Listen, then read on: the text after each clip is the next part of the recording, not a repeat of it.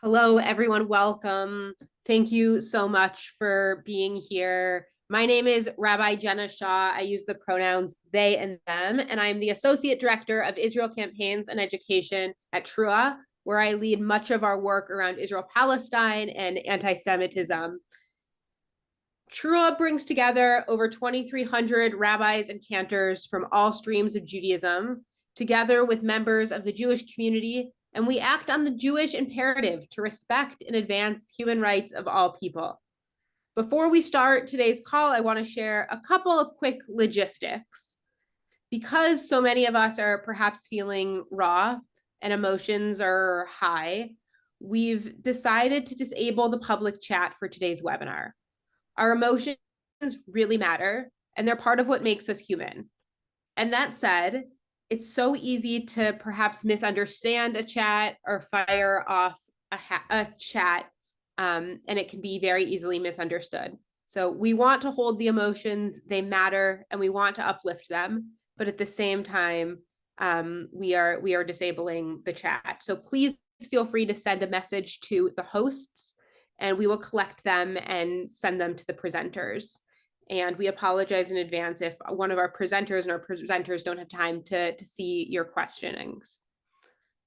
Today's webinar is being recorded. Closed captioning is available. So if you select that option on Zoom, if you need it, you should be able to see captions. If you have any other access needs that you may need, please feel free to message or send a chat to myself or to Rabbi Lev Meyerowitz-Nelson, who will be supporting us on tech today. And without further ado, a little bit of Jewish text to guide us in conversation today. The book of Bereshit, of Genesis, the first book of the Torah, teaches that the world was created when things were given names, and the world was created through words. The Likutei Maharan, Rav Nachman's piece, talks about the ways in which words and speech come into the empty void, and through words and through speech, the world gains power, and the world becomes even more created each and every day through our words. So the conversation that we're having today is incredibly Jewish. It's rooted in our Jewish tradition and can perhaps give us a framework for understanding what it means to create and shape the world that we're living in. So we're so thankful to have Suzanne Nossel and Rabbi Jill Jacobs in conversation today. Suzanne currently serves as the Chief Executive Officer of PEN America, the leading human rights and free expansion organization. She's the author of Dare to Speak, Defending Free Speech for All, and she oversaw groundbreaking work on free expression in Hong Kong, China, Eurasia, and the US. She's a leading voice on free expression issues in the US and globally, writing and being interviewed frequently for international and national media outlets. Rabbi Jill Jacobs is Trua's CEO, and we're so grateful and honored to learn with both of you today. Without further ado, Rabbi Jill Jacobs. Thank you so much, Rabbi Shaw and Suzanne. It's really wonderful to be here with you. Thank you for being with us and for giving us this chance to learn from you. I'll say that Suzanne was one of the first people I called, or I can't remember whether it was October or November, but when there was a lot of discussion about free speech and campuses, I called Suzanne and grilled her on all of my questions. So I'm glad that we get to do that together. So first of all, can you just start by telling us how to define free speech? I know that's a big question, but are there any markers you can give us of what free speech means? And specifically, is hate speech free speech? What are the lines between protected speech and speech that is not protected? And when does speech actually become dangerous? Yeah, I mean, that's great to be here with you, Jill. Thanks for having me. Great to see everyone. Yeah, you've asked big and hard questions. So I'll talk a bit. I don't want to go on for too long because I want this to be a real give and take.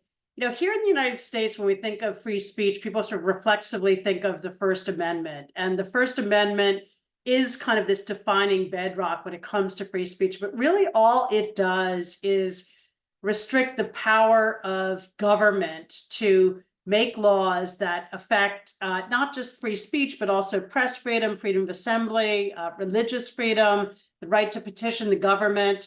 But it's essentially defined as kind of a negative right, where it's a limitation on government's ability to intrude in those freedoms. It doesn't actually define what those freedoms are. And the First Amendment, it refers to Congress, but it's been extended to apply to kind of any public or government entity. It can be a state legislature, it can be a public university. And so that remains a really important bedrock in terms of how we think about the First Amendment and what about free speech and whether free speech rights are being violated. Typically, when you talk about censorship, it's by a government entity that's banning or punishing speech. But here at PEN America and in my book, Dare to Speak, I kind of take a step back and I ask the question of kind of what we're trying to protect when we protect free speech. What is the First Amendment? What's the underlying motivation? What is it that that the framers of the Constitution and those who codified free expression protections in international law, what were they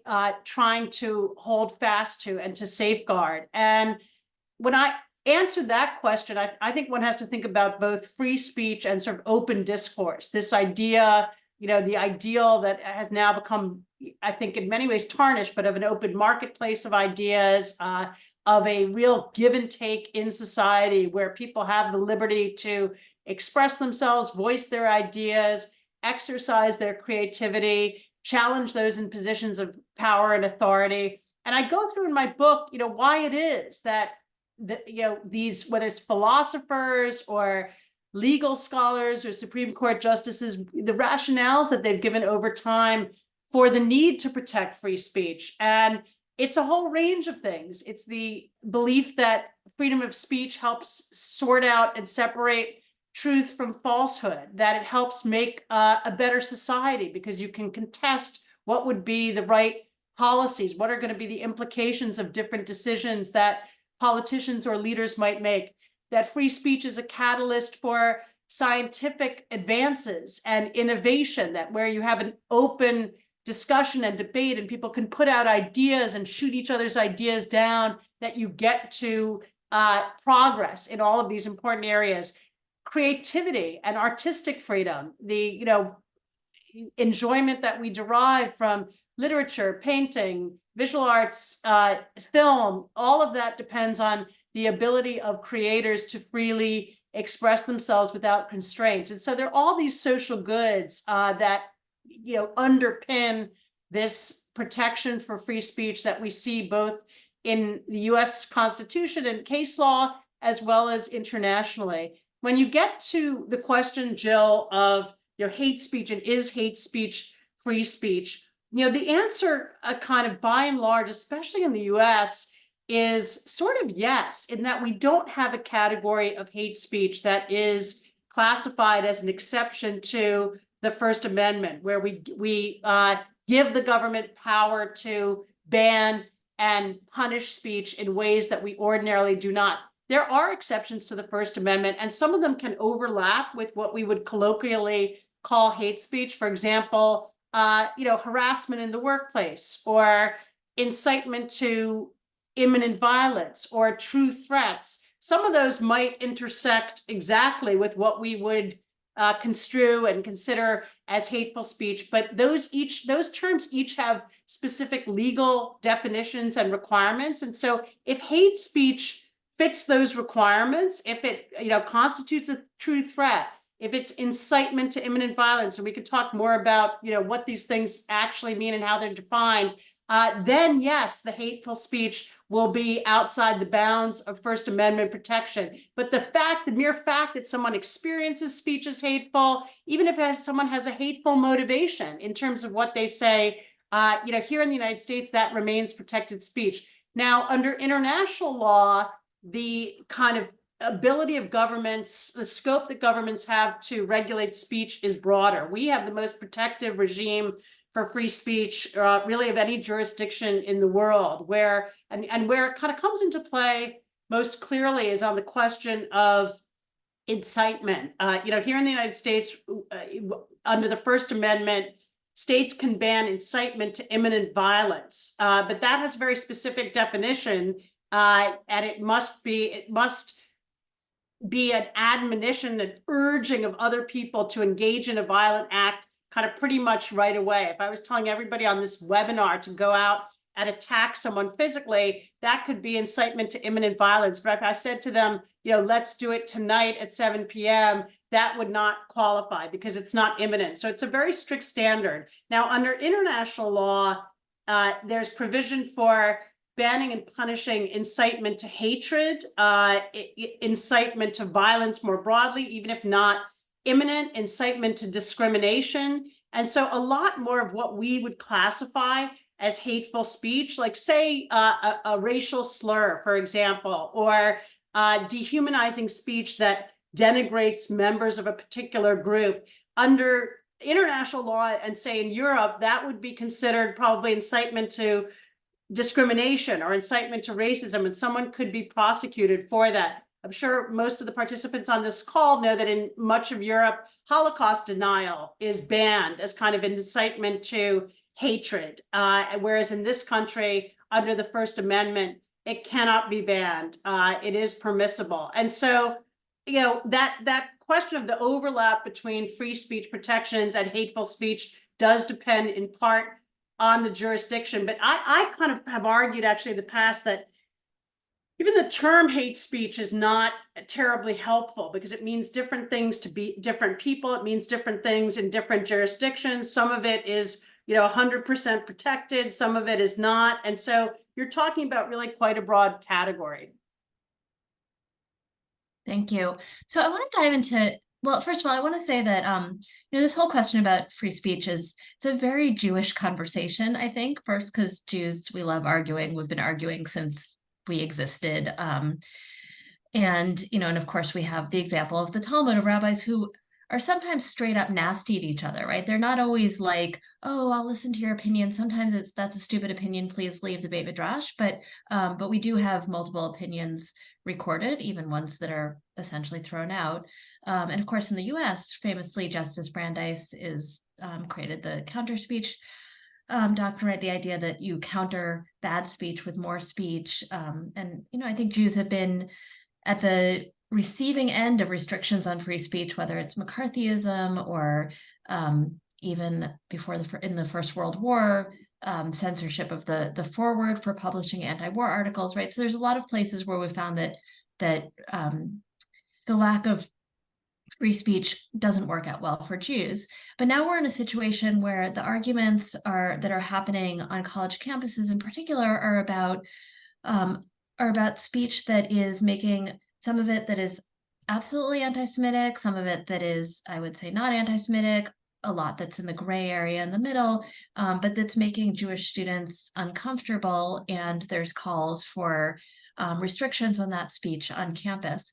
And I'm wondering if you can talk to us about how this issue is playing out in college campuses from your perspective, and how you think campus leaders should respond. I know you wrote a great op-ed about this, but what are you seeing on campuses? What are you hearing from campus leaders? And what do you think should be happening on campus? Yeah, sure, Jill. So we at Penn America have worked on issues of campus free speech for about 6 or 7 years. And it was in 2016-17 that we first became concerned when there were sort of a series of incidents. Some people on the call may remember the flare-up at Yale University over a memo that purported to direct students to avoid offensive Halloween costumes, and then kind of a rebuttal to that, saying that this was infantilizing and constricting freedom of expression, and then a fierce backlash against that memo on the grounds that it was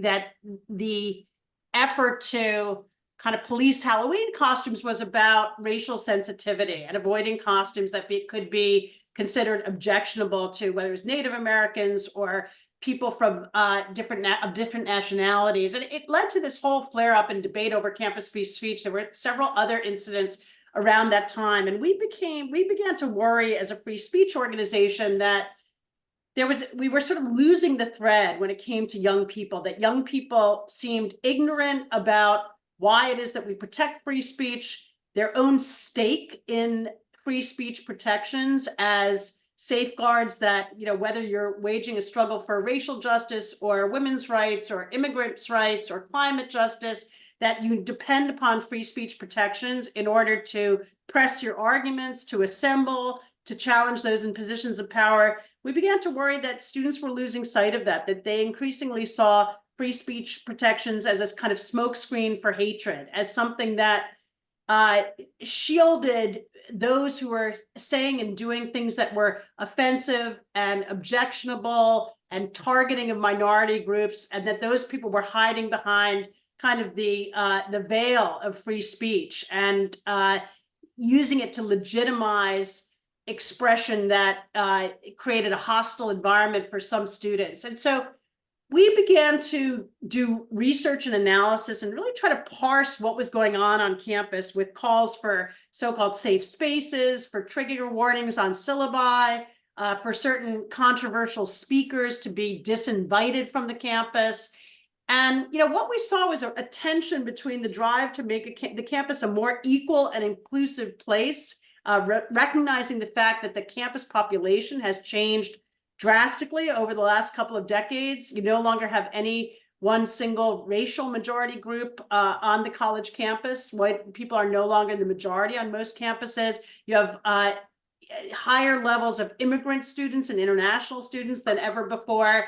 And that to accommodate that, universities had taken steps, some of them under the rubric of DEI, but to try to become a more inclusive and welcoming environment. And some of those steps had kind of crossed over into either formally or informally shutting down speech. Things like circulating lists of terms that might be considered offensive, or trying to dictate what is an acceptable Halloween costume. And so we tried to look at each of these controversies and really articulate a set of principles about how the drive for greater equity and inclusion and the principles of free speech and academic freedom could coexist on campus. And that work is codified in our research reports. A lot of it's in my book. My book is organized around sort of 20 principles for how we can live together in our diverse, digitized, and divided society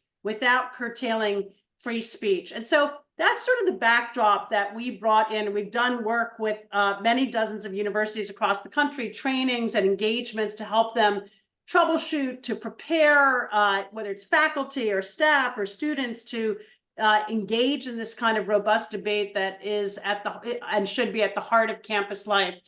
So take all that to October 7th, and in a couple of different ways, we sort of saw the tables turn. I mean, we had some supporters of PEN America have been ardent supporters for a long time and very frustrated with what they saw as kind of the censorious woke left, and people trying to shut down discussions on hot button issues like race, affirmative action, immigration, for fear of offense, and the sense that conservative viewpoints are not welcome in the classroom or on the quad, and that there's ideological conformity at the university. Suddenly, some of those interlocutors in our community kind of came to look at the issues through a new lens, because they were Jewish and they maybe had students on campus who really felt menaced and threatened by speech, sort of for the first time. And they had to consider that question of what it is like when an environment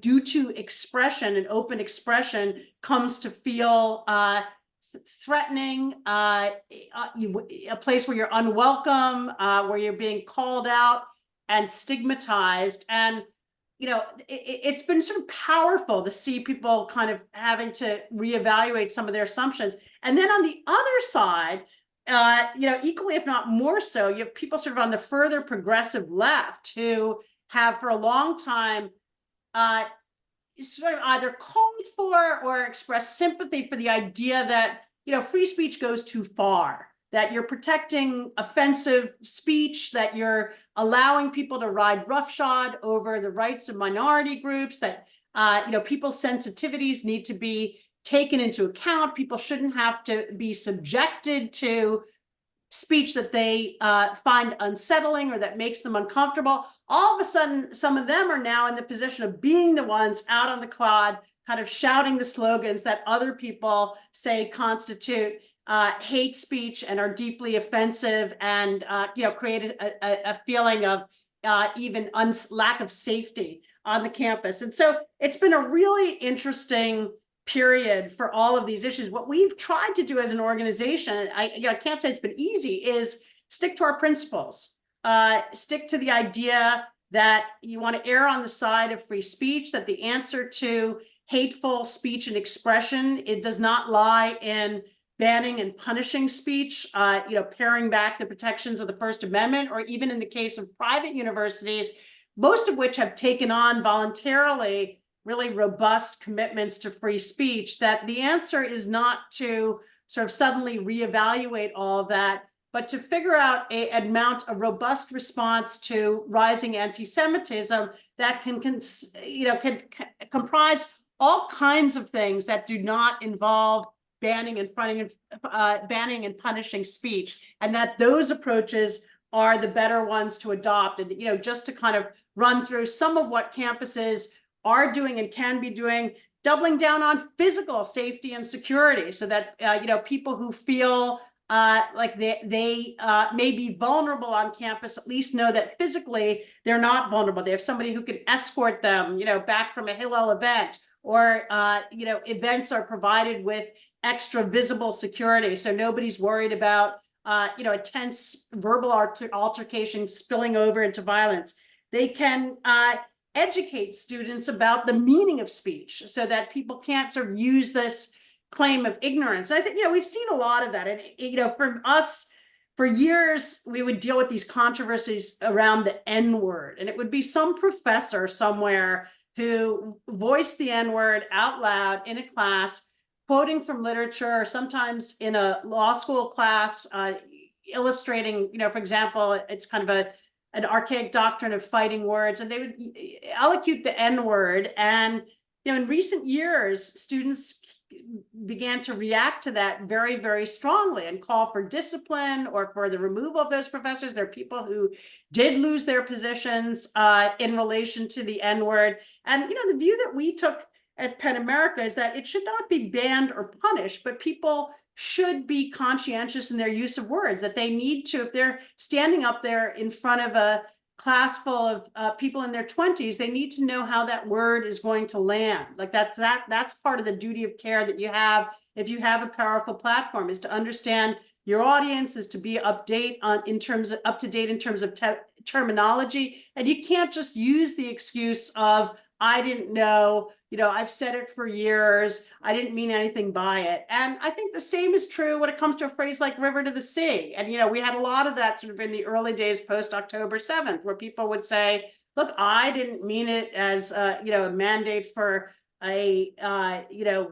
the eradication of the Jewish state, or for a Judenrein sort of territory between the Jordan and the Mediterranean. I meant it in a different sense. But once you've sort of heard and been put on notice about how an expression lands, I believe, and we've argued, that you do have an obligation to take that into account, whether it's something that's racially insensitive or something that's considered anti-Semitic. I want to dive deeper into that because, like you mentioned, we've seen over the last number of years a lot of instances of consequences for people who use racist or homophobic or other kinds of speech.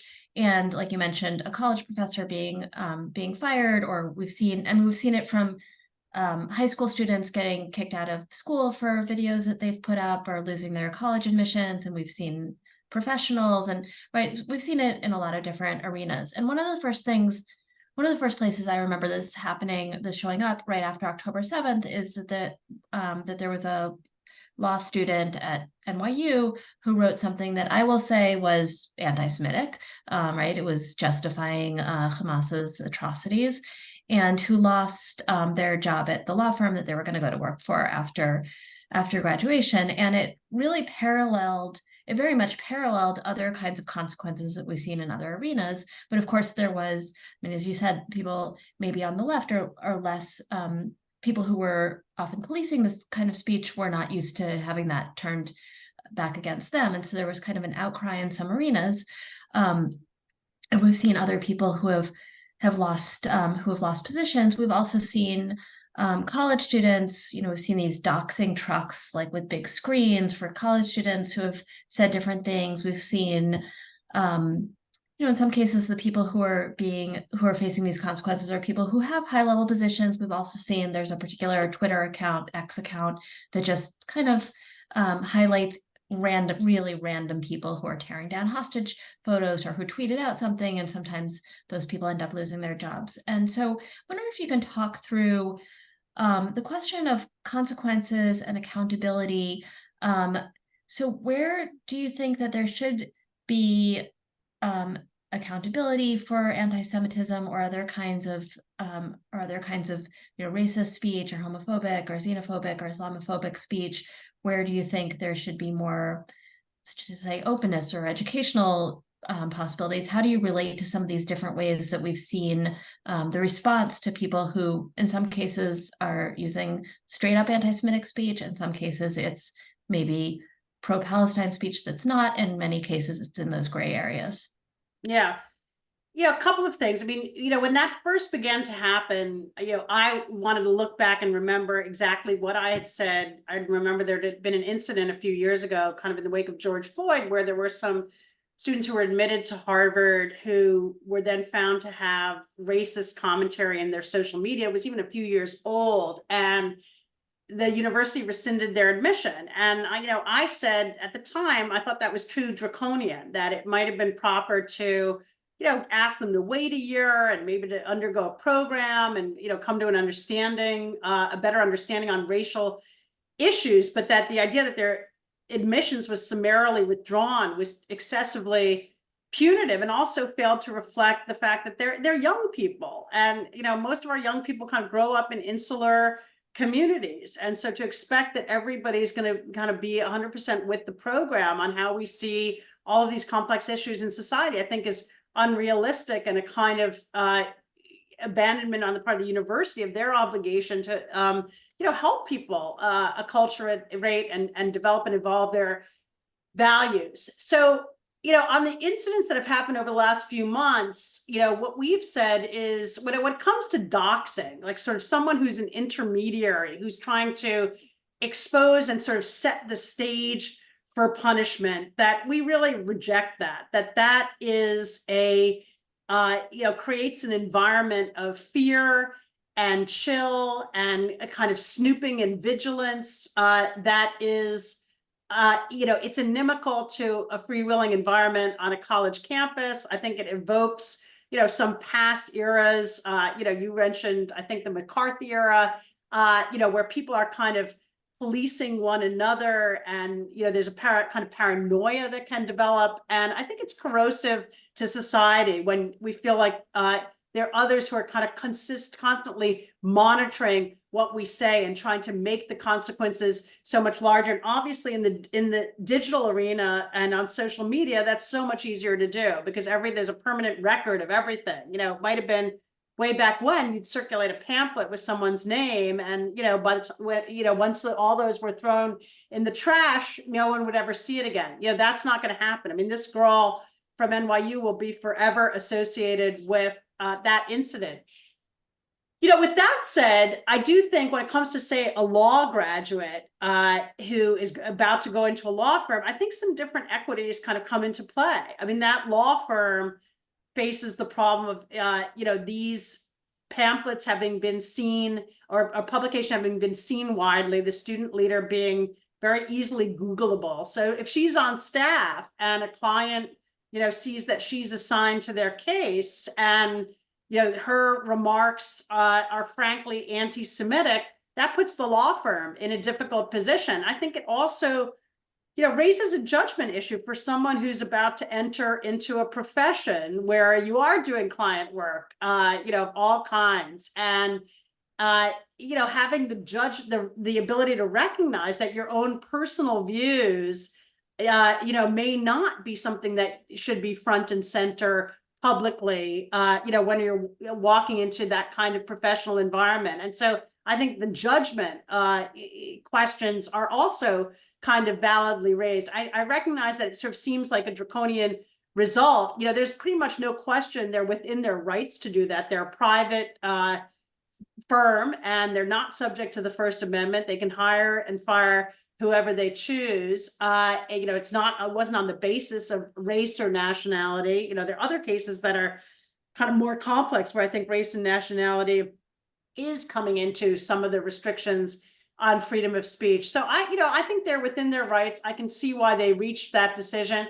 I hope it, doesn't become too prevalent, because I think, overall that, if there's a sense of particularly monitoring and policing, I think that sort of really puts a damper on our discourse. Yeah, and I think one of the things, I mean, you pointed to this, but there's sometimes a failure to distinguish between a college student who says something who, I will say I had many bad opinions in college, and they are not preserved forever on the internet, thankfully. But unfortunately, that happens now. And, college students should be able to make mistakes and say things that they might regret or might not regret later. And, the phenomenon that we've seen of like these trucks outside Columbia and Harvard with these students' names, like these are 18, 19-year-old kids, like they should not be with adults going after them, like full-fledged adults, not, I know 18, 19-year-olds are adults, but older adults going after them in ways that could harm them for the rest of their career. And there does seem to be a distinction between that and somebody who, like you said, is going into a professional space where actually what's Googleable about them might affect their even ability to do their job. I want to say, I see that people are sending me chats with questions. I'm not reading them because I can't read and focus. So if you have a question, please send it to Lev or Jenna, and they are going to compile the questions. So just know if you're sending it to me or probably to Suzanne, it's not going to get answered necessarily. Can we talk about the difference between anti-Semitism and legitimate criticism of Israel? Because that is certainly a very contested area right now. Where do you see the line, and again, how do you see this playing out? We don't only have to talk about campus, but of course, much of this is playing out on campus. But where do you see this playing out both on campus and beyond? Yeah, Jill, I mean, I remember when we spoke a couple months ago, I said to you that I thought the piece that you wrote, I think it was for the Washington Post, trying to delineate that line of where anti-Israel, or criticism of Israel crosses over into anti-Semitism. I thought that was very good and helpful. And, I think I was urging you to update it based on some of what we're hearing on campus. And, it's hard. I feel like it's not my role. I'm not in a Jewish organization. I don't see myself as, an arbiter or line drawer when it comes to what is anti-Semitic. I think other people have brought to light, a whole series of important considerations. And, some of those considerations, like I'm sure many people are familiar with the IHRA definition of anti-Semitism and the examples that it includes. And, we at Penn America do not believe it's helpful to try to enshrine that definition as a matter of law or policy. I think it's just too specific and too elaborate, and there's too much risk if that is done, that what is are laid out in the definition as examples, and maybe someone can put them in the chat, instead become kind of hard and fast rules. And that's not how what they were drafted to do. I think that some of the points that you made about whether there's a trafficking in anti-Semitic tropes, whether Israel is being subject to a standard that is out of sync with that by which other countries are evaluated. Now, sometimes there's a reason for that. There's a lot more sort of scrutiny of Israel here in the United States because of the US relationship to Israel, in the sense that, unlike North Korea, this is something that, we can influence as American citizens, that our government has a lot of influence over. So I think that has to be taken into account, and that you can't try to impose a kind of absolute parity. One thing that I've noticed a lot of and find troubling is, and I feel like this is somewhat unique to Israel, at least in my observation, is the equation of the Israeli people with the Israeli government. And even when it comes to writers, we at Penn America, one of our bedrock premises as an organization, we're a writers organization, is that writers are an independent and essential voice, that they're kind of a counterweight to government, that they challenge government, they offer different ideas and visions that are additive, and that you would never assume that a Russian writer stands with Putin, or that a Chinese writer stands for Xi Jinping. And when it comes to Israel, just in some of the ways in which citizens are treated, there is, I think, kind of a propensity to conflate. And I think we saw some of this in the reaction to October 7th, sort of the idea of collective complicity on the part of Israelis in the actions of their government. And look, it's a democracy, and so you can't pretend that citizens sort of have nothing to do with this. That's not the case. You can also, I think, talk about how Israeli society is and isn't reacting to October 7th, and what that signifies. But I find that kind of propensity to conflate troubling, and to me, it's hard to explain with anything kind of other than a tinge of anti-Semitism. Yeah. I mean, this article, I will update it one of these days. I will get to it, but maybe somebody can drop it in the chat, where I laid out a few different, I think 5 different categories of when criticism of Israel turns into anti-Semitism. And one is about anti-Semitic stereotypes, specifically that Jews are, the insidious influencers behind world events, like ascribing more power to Israel or to Jews than they have, using Zionist as code for Jews. I often want to know, like, when people say the Zionists, like when you say Zionists, do you mean Jews? Do you mean Israelis? Do you mean people who agree with Israeli policy? Like, just say what you actually mean.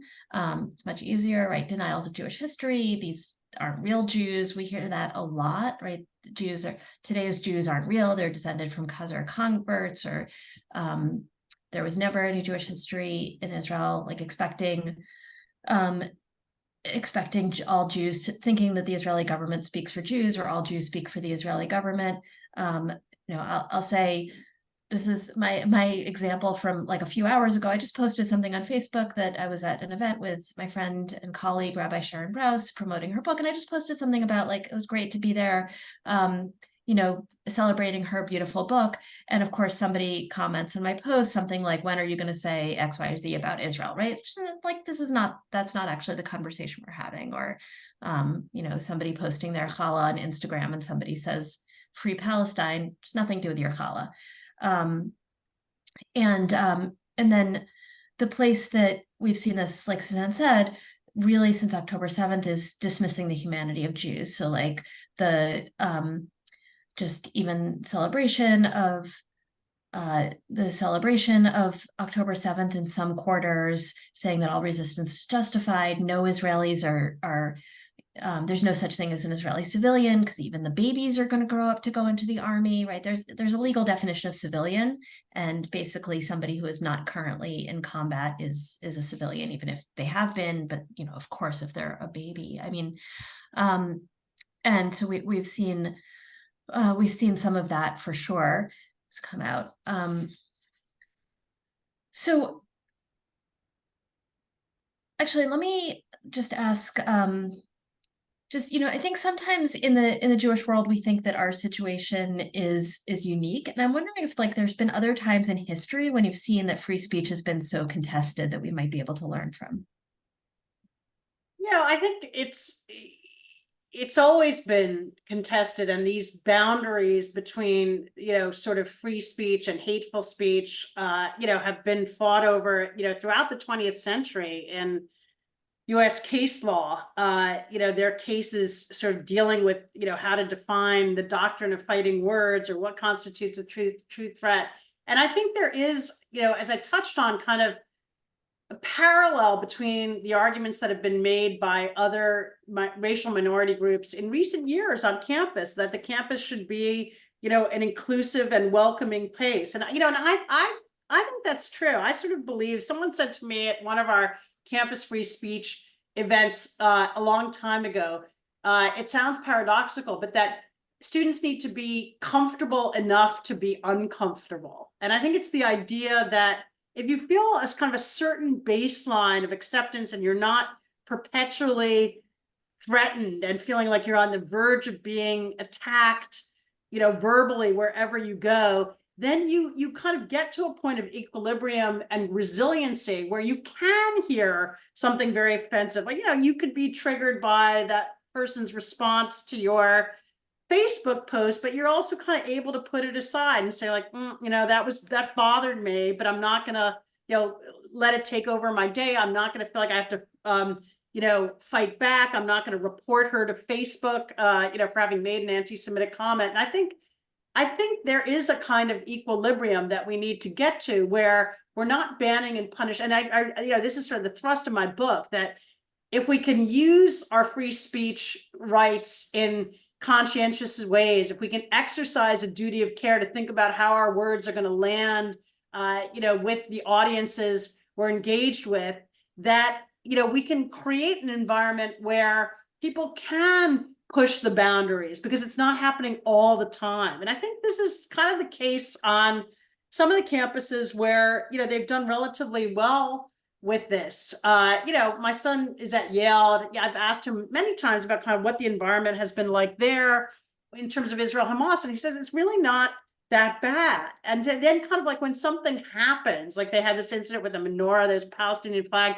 put on top of a menorah, and you know, the university reacted quite strongly to it. But I think, you know, at least from his perspective, it was kind of like, you know, it wasn't a big deal. It was off campus. You know, it didn't kind of feed into a fundamental sense of insecurity. And so I think that's kind of part of the answer here, is how you create an environment where, you know, and I think most Jews are accustomed to, and for a long time, you know, until very recently, I think most Jews sort of did have that, you know, relative degree of security. And if from time to time there was something offensive, they could cope with it. And I think it's kind of tipped over now. And the question is sort of, you know, will the universities take the steps that are necessary to restore that?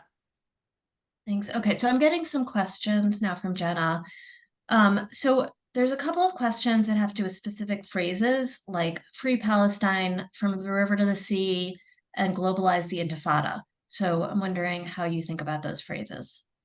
I mean, I honestly think Free Palestine is like, I think it's a real mistake to try to characterize that as anti-Semitic. And I think that to me kind of veers into almost like an effort to shut down the whole discussion. It's like a very sort of simple slogan. I don't think it means anything all that specific. You could construe it in a lot of different ways. Like you said, the term Zionist, it's kind of a malleable phrase. And so, to me, that is sort of the easiest one. When it comes to river to the sea, I think, yes, it can have different meanings. It is a political slogan. It's not quite like the N-word for that reason. It's not just a slur, but it has these implications. I think, particularly now that in our debate, there's been so much discussion of those implications, and people, have to be on notice that that phrase is seen as eradicationist and menacing.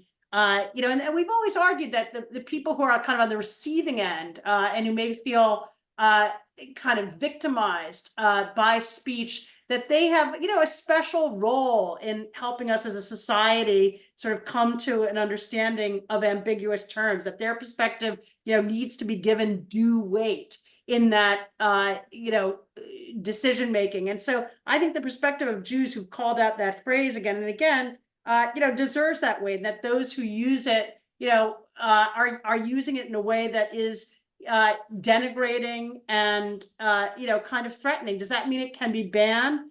It can't. Does that mean that in of itself at a private university that it, it constitutes harassment? I don't think so. I think there, and obviously that's, we get back to the notorious congressional testimony and what the college president said. And when I watched that, I thought they answered almost as if they thought this was a law school exam, and they kind of had been well prepared, so they're almost like, ooh, like, I know the answer to this. It depends on the context, or does it cross over into action? And they were not wrong as a technical matter, but what they missed was, this was a performance, and this was about messaging, and they needed to say that a call to genocide, has to be roundly and unequivocally condemned and rejected and, forcefully responded to, and that, above all, that was the message that people need to hear. And so I think, I don't think, and the way that Elise Stefanik phrased it, I mean, she sort of said a call, a call to genocide. She didn't say from the river to the sea. So there would be a separate question of whether you could construe that as kind of flat out a call to genocide. Globalize, the intifada, I think, is also kind of similarly, has a kind of duality to it. I think one thing to recognize about those terms, though, is that, when people use them, they are trying to trigger. They are trying to provoke. They are trying to upset. But, that is sort of the nature of protest. That's what it does. It sort of doesn't work if it's just, dulcet tones and polite. It is edgy, and, that's why we protect it. And it is, I think it can be hard to bear. It can be triggering. And I think part of the answer has to be, how we develop more resiliency among our college students, and even for ourselves, in terms of how we react to all of this. Because, and it goes back to something that you said in the beginning, we have a stake in these protections as well. And as a minority group, and a vulnerable minority group, historically in the United States, it's always been recognized that it's kind of those vulnerable minorities that are at most risk of having their free speech curtailed, whether it was workers in the labor movement, or women, or conscientious objectors, Vietnam protesters. And so, as a group that I think feels increasingly vulnerable, I think that's just something that has to be taken into account. Thanks. Okay, so I'm getting kind of a flurry of questions now. Okay, so one question is about, how do we distinguish between legitimate threats to Jews and, let's say, language that might make people feel uncomfortable? And when we all know, right, like Proverbs says, like, death and life is in the power of the tongue, right? We know that language can lead to action. I think we saw this especially with our former president, and many other cases. So how do we know when it is language that is maybe uncomfortable and when it crosses a line into something that is an actual legitimate threat to safety?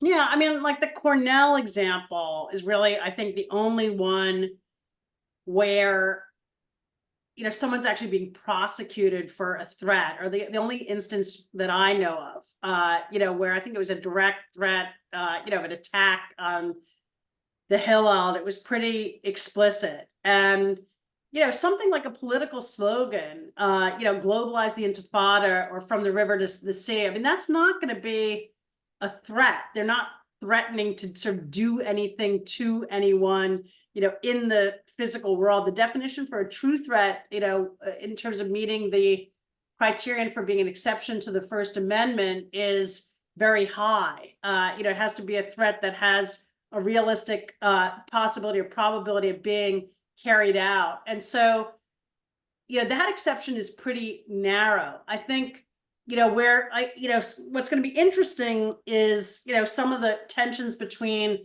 the obligation of the university to create an equal learning environment, which is a 14th Amendment obligation, an obligation under state law.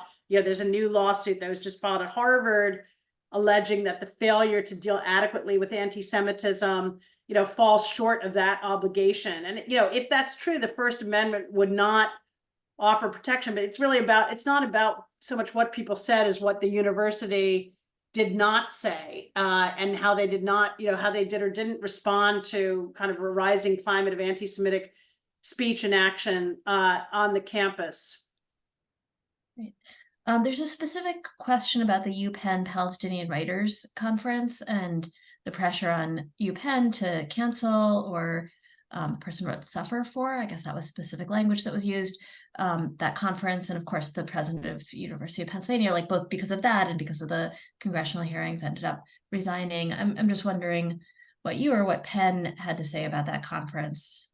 Yeah, I mean, we actually did not speak out on it. I mean, I think the reaction to that was really kind of dubious and improper. I mean, I don't think we saw the full kind of ramifications of it until Liz McGill was pushed out of office. But so the conference went forward. It wasn't shut down, and that was right. This was a writers' conference. It's the kind of thing that a university should be able to do. And we've taken the position, most universities have a very kind of liberal posture when it comes to who can invite whom to campus. A student organization can issue an invitation, a campus center, an academic department. And I think that's, by and large, a very good thing, to have that free-flowing system. It brings a lot of ideas to campus. You may not agree with all of them, but the university, I think, should not be seen to put its imprimatur on every last speaker that a student group invites. Whether it's that conservative judge who was invited to speak at Stanford and basically, got shouted down and had a dean sort of, calling into question whether he had any, whether it was appropriate for him to be there. That's not right to me either. If a student group invites, or an academic department that's authorized to issue invitations, if they do so, I think the university should, under the rarest of circumstances, sort of override that decision. Because if they do so, they're really undercutting that whole system. They're saying, that there's a level of approval that, the university president basically has to approve every last campus speaker, or that there's kind of a blacklist of who you're not allowed to invite. And I don't think either of those is consistent with kind of the ideal of an open campus.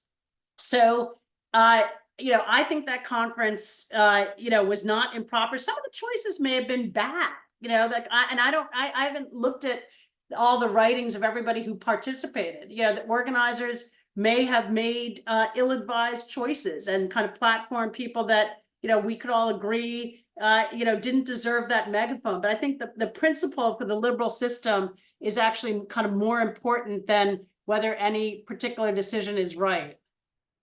Yeah, I mean, I think that's one of the places where people who care about free speech sometimes have to kind of like swallow our, sometimes discuss. Like I'm thinking about that conference, like one writer wrote a book essentially supporting suicide bombing, right, from the perspective of a suicide bomber. And like, also she's a writer, and there's free speech, and like there's opportunities, hopefully, when people speak, for people in the audience to ask questions and disagree with them. And it's one of the campuses are one of those places where people who just vehemently disagree with each other hopefully can listen to different opinions, even ones that they find offensive, or choose not to listen to them and choose not to go to the event. So I think this will be the last question. There's a question about about banning SJP, Students for Justice in Palestine, on campus, which a number of campuses have done. Is that a reasonable step by a university? I mean, I think it's a really kind of troubling step, and I think we've seen this.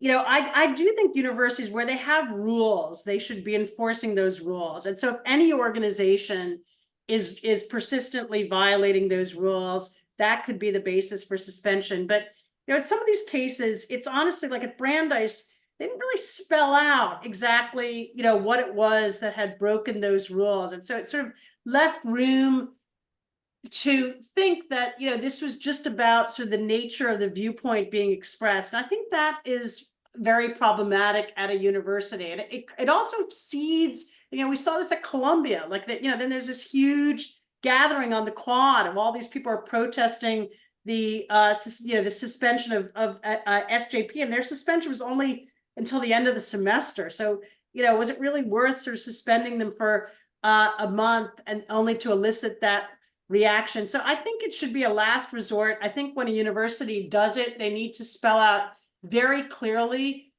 what rules were violated and how, whether there were any steps taken to try to arrive at a solution short of suspending the organization. That to me, should really be a last resort. That said, where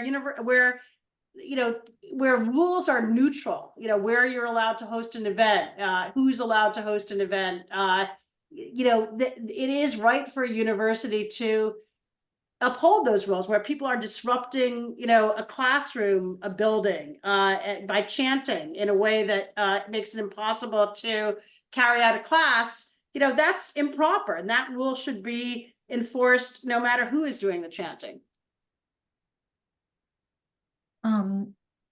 Great. Okay, we might have time for, I'm looking to see if there's one more question that we haven't asked. Well, let me ask a question actually that's not about Israel or Jews.